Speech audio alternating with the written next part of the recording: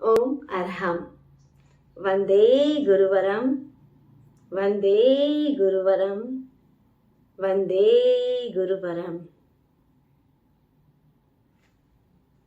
आइए आज हम श्वास प्रेक्षा के वैज्ञानिक दृष्टिकोण के बारे में जानें।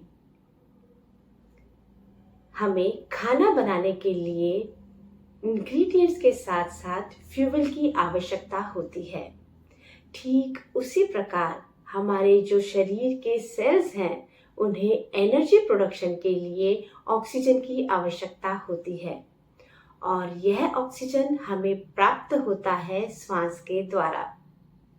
तो आइए पहले हम रेस्पिरेशन प्रोसेस को समझें। ऑक्सीजन से भरी हवा को शरीर के भीतर ग्रहण करने की क्रिया को हम इनहेलेशन कहते हैं और कार्बन डाइऑक्साइड युक्त हवा को शरीर से बाहर निकालने की क्रिया को हम एक्सहेलेशन कहते हैं। रेस्पिरेशन की शुरुआत होती है नाक से। हम नाक से श्वास लेते हैं और मुंह से नहीं। ऐसा क्यों? ऐसा इसलिए क्योंकि जब हम नाक से श्वास लेते हैं तो हमारे दोनों नथुनों के भीतर छोटे छोटे बाल होते हैं और म्यूकस मेम्ब्रेन होती है। ये दोनों मिलकर एक फिल्टर का काम करते हैं जो जर्म्स, पॉल्यूटेंट्स और डस्ट पार्टिकल्स को वहीं रोक देते हैं, उन्हें वहीं ट्रैप कर लेते हैं। लेकिन जब हम मुंह से श्वास लेते हैं तो हमारे मुंह के भीतर ऐसा कोई भी फिल्टर नहीं होता है जिससे जर्म्स, पॉल्यूटेंट्स और डस्ट पार्टिकल्स सीधा हमारे शरीर के भीतर प्रवेश कर जाते हैं। दूसरा, बाहर की हवा का तापमान हमारे शरीर के तापमान से अलग होता है। हमारे नेजल कैविटी के भीतर एक ऐसा सिस्टम होता है जहां टेम्परेचर को रेगुलेट किया जाता है, जहां बाहर से ग्रहण की गई हवा के तापमान को हमारे शरीर के अनुरूप सेट कर उसे आगे भेज दिया जाता है। श्वास फिर फेरिंक्स, लैरिंक्स, विंड पाइप और ब्रोंकाई के थ्रू हमारे लंग्स तक पहुंचता है। हमारे लंग्स के भीतर करोड़ों की संख्या में अंगूर के गुच्छों के समान एल्वियोलीज होते हैं और जिस प्रकार हम बलून में हवा भरते हैं ठीक उसी प्रकार श्वास लेने पर इन एल्वियोलीज में हवा कलेक्ट हो जाती है। ये एल्वियोलीज चारों तरफ से ब्लड कैपिलरीज से घिरे होते हैं और इन ब्लड कैपिलरीज के भीतर निरंतर ब्लड सर्कुलेशन होता ही रहता है। एल्वियोली में स्थित ऑक्सीजन ब्लड कैपिलरीज में स्थित ब्लड में चला जाता है।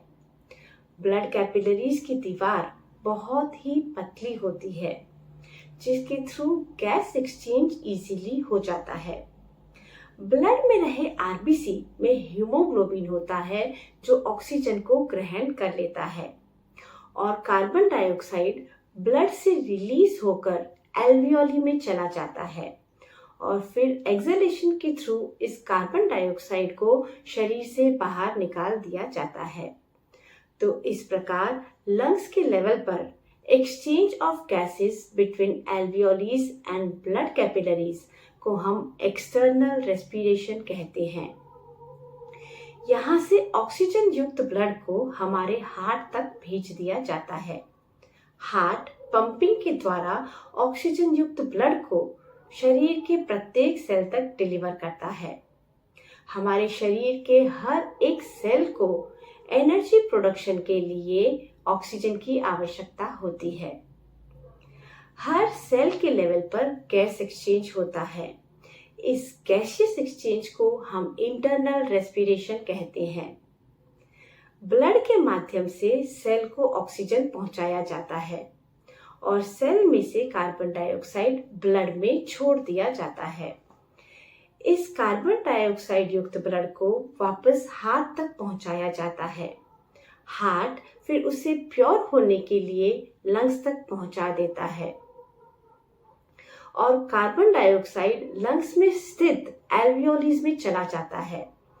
फिर एक्सहेलेशन के थ्रू हम इस कार्बन डाइऑक्साइड को शरीर से बाहर निकाल देते हैं।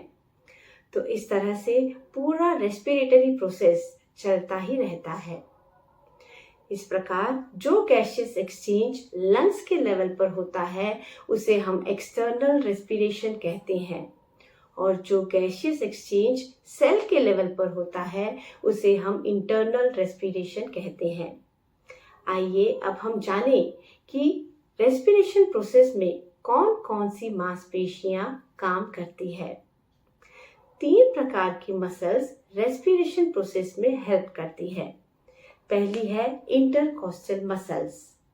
यह मसल्स रिब्स के ऊपर और नीचे से अटैच्ड होती है, और जब ये कॉन्ट्रैक्ट होती है तो लंग्स के बीच के भाग को एक्सपांड होने के लिए जगह मिलती है। दूसरी है डायाफ्राम, जो हमारे चेस्ट कैविटी और एब्डोमिनल कैविटी को डिवाइड करती है। इसका शेप एक डोम के समान होता है, और जब डायाफ्राम की मसल्स कॉन्ट्रैक्ट होती है तो डायाफ्राम फ्लैटन हो जाता है, जिससे लंग्स के निचले भाग को एक्सपैंड होने के लिए जगह बनती है।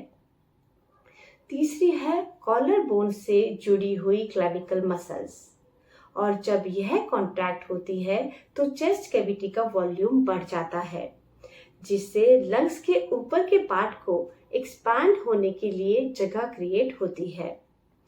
तो इस तरह से ये तीनों प्रकार की मसल्स के संयुक्त उपयोग से लंग्स में जगह बनती है, जिससे हम अधिक से अधिक हवा लंग्स में भर पाते हैं। हमारे लंग्स की टोटल कैपेसिटी लगभग 5 लीटर जितनी होती है, पर जब हम 1 मिनट में 15, 17 या 20 बार श्वास लेते हैं तब हम केवल आधा से 1 लीटर हवा अपने लंग्स के भीतर भर पाते हैं, जिससे हमें बहुत ही कम मात्रा में ऑक्सीजन प्राप्त होता है। दीर्घ श्वास प्रेक्षा के द्वारा हम लंग्स में 4 से 5 लीटर हवा भर पाते हैं, जिससे हमें अधिक मात्रा में ऑक्सीजन प्राप्त होता है, और साथ साथ श्वास को हमारे एल्वियोलीज के भीतर रुकने के लिए 10 से 12 सेकेंड का समय मिलता है, जिससे गैसेस का एक्सचेंज सुचारू रूप से हो जाता है। आइए इसको हम एक एग्जाम्पल के माध्यम से समझने का प्रयास करते हैं।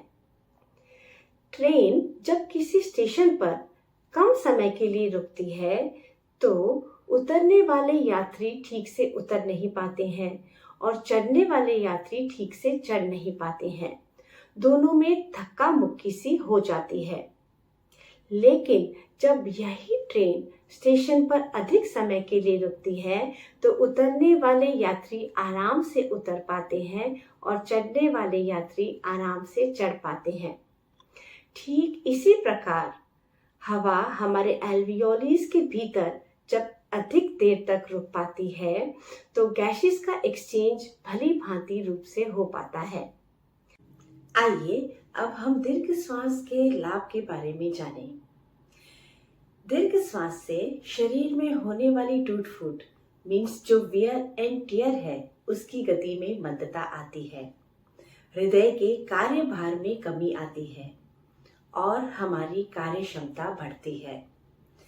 बीपी में होने वाली अनावश्यक वृद्धि को रोका जा सकता है।